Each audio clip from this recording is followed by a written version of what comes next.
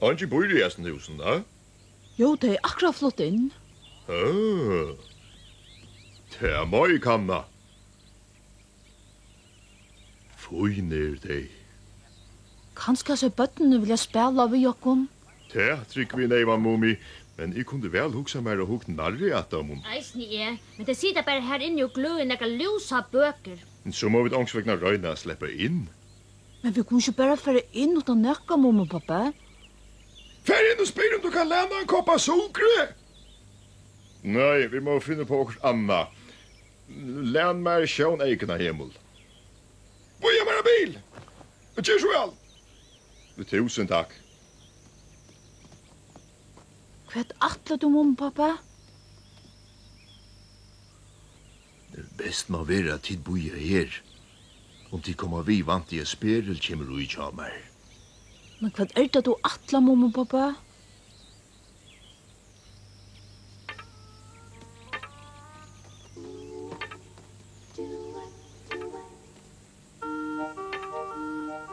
Vi kvørst halte at mamma og pappa er banstligere enn jeg. Det halt jeg vi.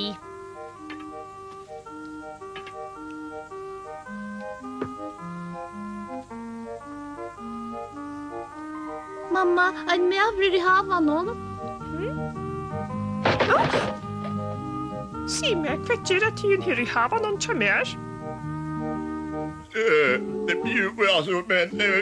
Orsaka, men jeg visste ikke at jeg bor her. Bygg her, vi er just flott inn.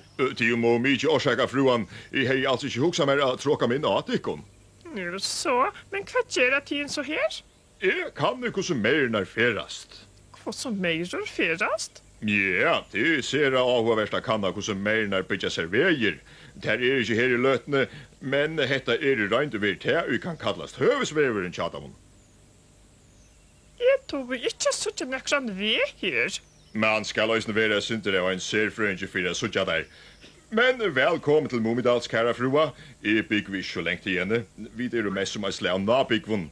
La jo meg si hver jeg er. De er Mumi. Så er tiden altså Mumipapen? Ja, du kan ikke nok da fire. Men hver visste til hver jeg var. Vi tar aldri hitst for, ha? Vi tar hørt fra flere at han da Mumipaviljan skulle være et synder egen.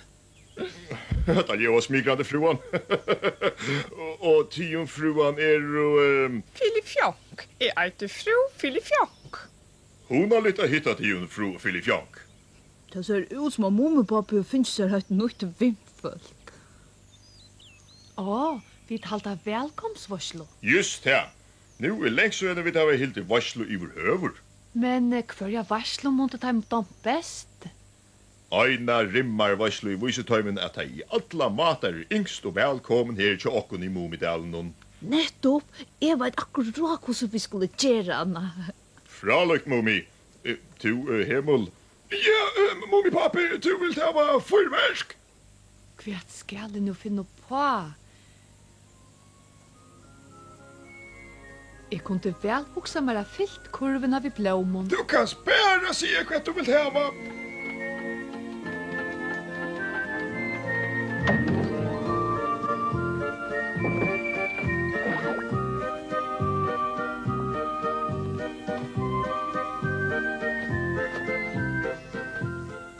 Hetta for å dama daimon. Ja, om det kommer fra det vi løyver noen.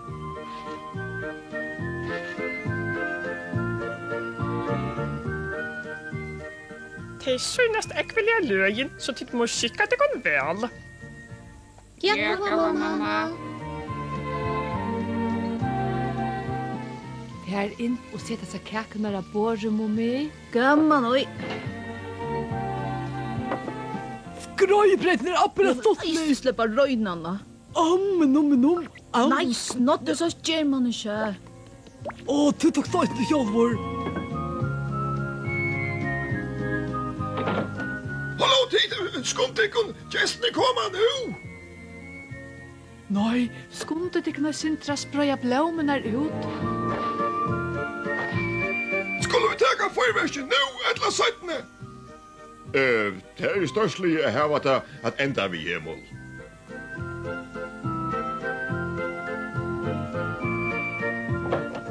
Gåan der, fru Filifjonk. Som det var pent at de kunne bjøve okkon. Gjør så vel å komme inn her. Det var glett okkon så alt sammen. Japp. Velkommen til Mumidals.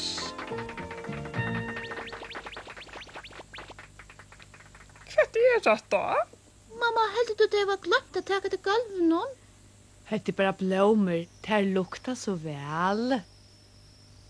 Ja vel, det er ikke i hva stod. Og hette så bøttene tjåkon. Alt fyra? Nei, bara mummi. Hin er vindfallkansara. Jeg visste ikke uja bøttene tjatiko for å stuttlaga seg sammen vidt av mun. Mine bøtt spiller ikke til lese heldur vysendali tujarit. Du gåaste. Er det til vise at bøttene sjølve vilja til? Så er just. Gjør det så vel å komme inn i stovene, fru Filifjonk. Tid kunne spille her ute. Sitter det ikke noe så vel? Ja, gåa mamma. Dette er en skrajebreit, kæra frua. En skrajebreit?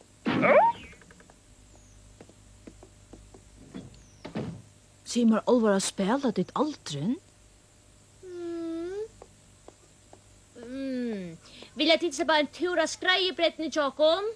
Nej, tack. Annars tack. Under ankon omstøvån. Är det helt vis? Ta vart med. Som man bara själv försving. Juhu!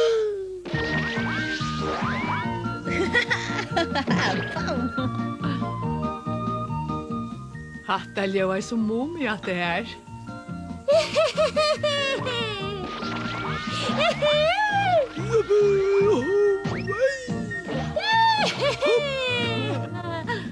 Og her får du mye snodde. Jeg halte bøtten til at hun er så frielig, fru Filifjonk. Ja, bøtten skulle suttjast ikke høyrast. Hadde det vært som et av munnen?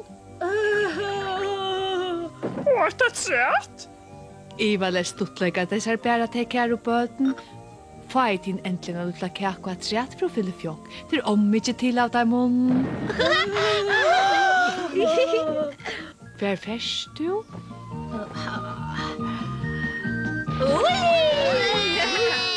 Skunde det kan du ha sin tur?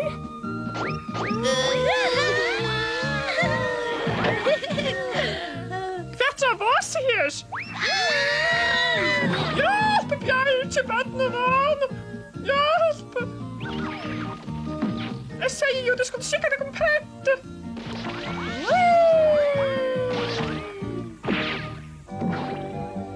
Jeg visste at det skjedd at det løftshattes litt. Bæra rolig, fru Filifjonk. Jeg har gjort og plåster i håndtaskene. Krako, mamma.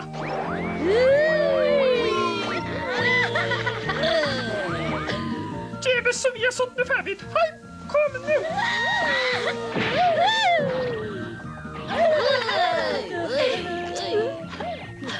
Nu är det ut. Och så läs älta. Jo, man vill att höja ända vid störfäckna fyrversen som vi dattla och... Det styrte fyrisen. Att hoxa sig att mina böten skulle komma så läs fyre. Och mitt äldre sannolikt inte för dig. Vad är detta? Ett fyrverk är och 4-10, fruan. Fyrverk? Här ser vi särliga atlation.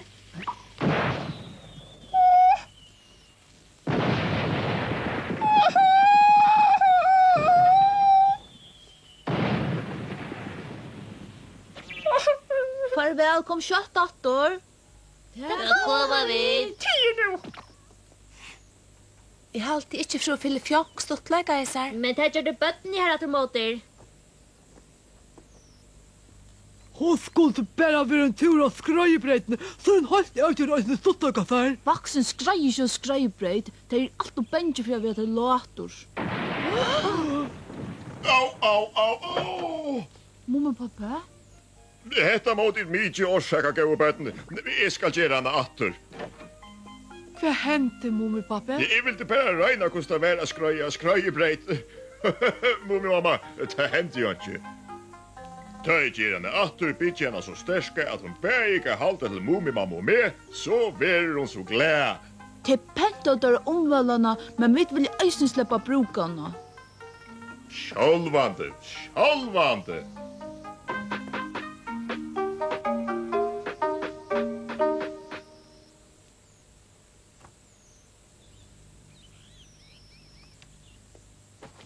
Nu vill jag tid pen här till jag kommer att gå på båten. Kunne vi ta det ut? Bär ut i havan. Nu må vi spela vi kon. Och jag tog mummitsatterna. Ikke tala om att spela vi tar av folkaliga skattsånkarna inte under nökron omstövon. Men hva først du, mamma?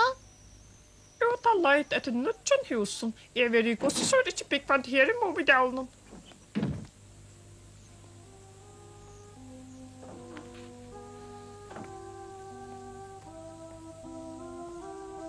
Her kommer fra Philip Jonk. Gå an der fra Philip Jonk. Til alt at det kom bostor fra mine bøttene. Oi, altså, vi tar til at lokna biter kom ut vid skoen. Så får vi bare ensamhet.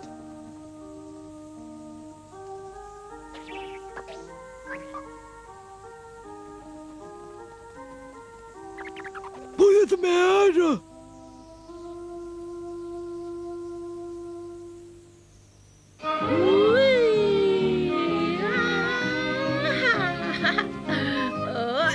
Som det dumme vel, mummi.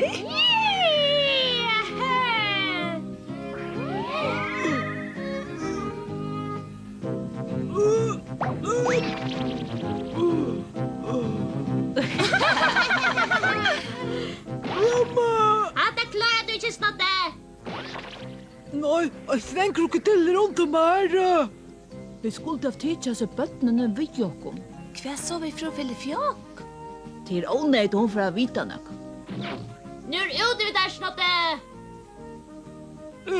Datt ner av ritten av krokodilen så svømmer jeg, og nå skumte jeg meg av svømmelamp. Men du dår ikke svimja. Allt gått där. Nu kommer de.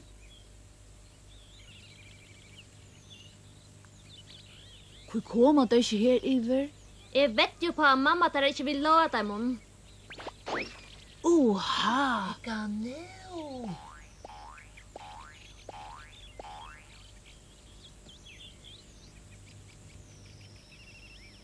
Hey! Hvor spiller ikke vi mummi ut hei? De vil ikke spille ved okken. Det er jo ikke be hun komme over til søen. Hvert man stinker av kvitta noen. De tjedikon i var lest i havan tjadikon. Ja, vi vil eisen spille i skoen. Kom så jeg kan vise deg noe nøyt bedre sted å spille enn hette. Kanst du? Sjølvande, de skulle bare komme med mer. Det er sindi lengt, men her er godt av vera. Her er kvoss for kjeiligt. Det er det. Alvara, halda det ikke at det blir spela ved okken? Jeg halte ikke. Jeg halte at budgeten er jo pura rett. Kom bare mer. Hva du nå stinker funnet jo på?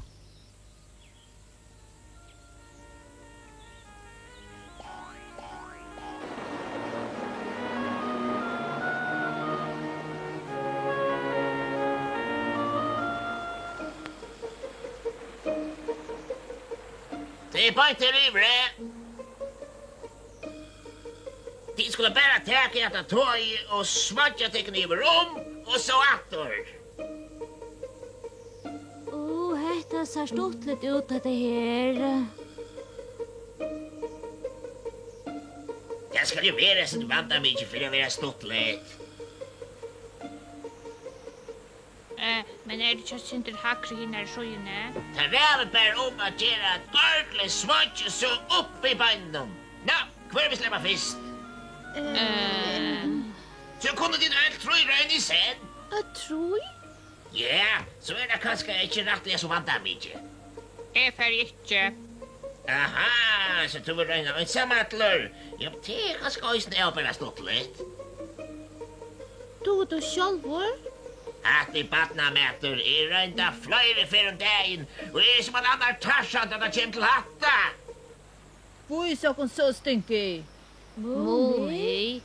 Mer damer eisne vel å spela Tarzan, men jeg halte ikke at jeg gjørst hatta. Hever to nekrande rønta sjolver, Stinky?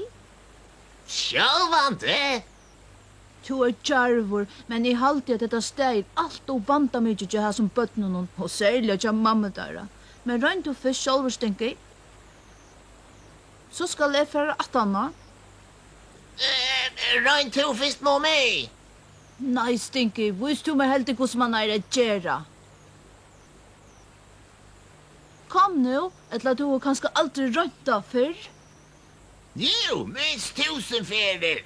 Ha, ha, ha, orsaka det flenne, men om du har rønta så ofta hver en store du så fyra. Tid, nu skulle vi så ikke djarva Stinky gjøre røsne. Hurra. Er du det reia, Stinky? Lät okon klappa for hedjene.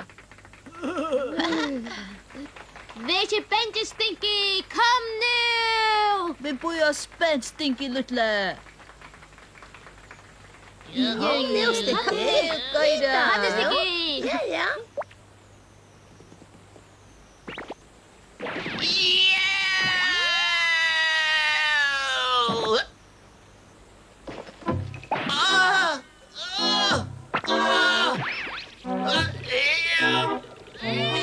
Sålai sier du atla at de skulle henga, ha?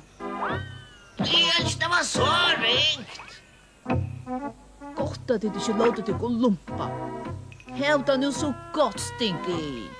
Vad signar jag mig på slat? Nu får vi da spela okkur stuttlet. Ja, og vi får heldigere svartjo I skoen. Til tryggare. Oj, inte färra. Jag ska aldrig göra nattor. Oj, vad ska vi göra? Mummi, boja!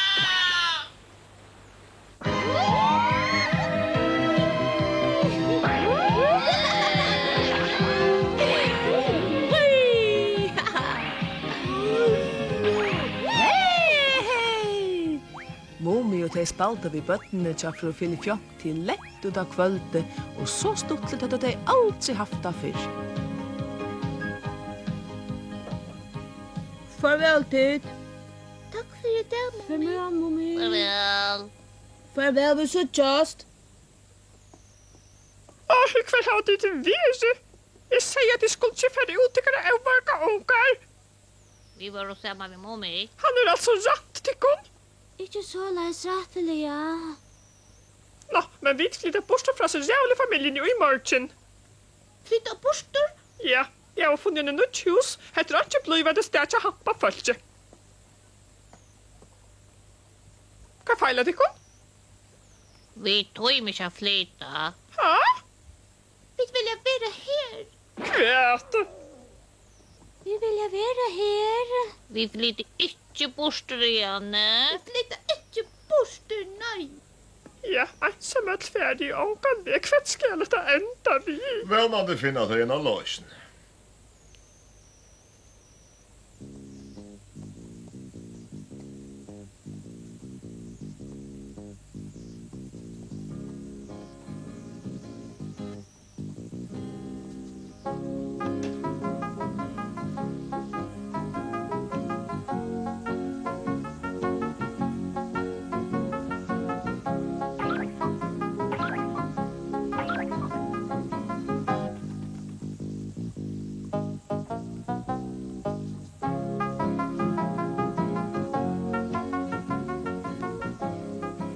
Fru Filifjonk hei ho at flyta ur Mumidalen, men bøttene vil du heldur være verande. Nu søvan li og så stuttlig hun vær og Mumi. Så kommer tid at nu og klappe vi mer fire Mumi. Vi sier farvel nu og morra et le, og minnas til alt som vi har du I det. Og Mumi,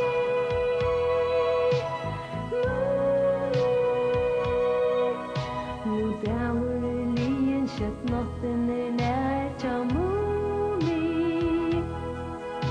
At sova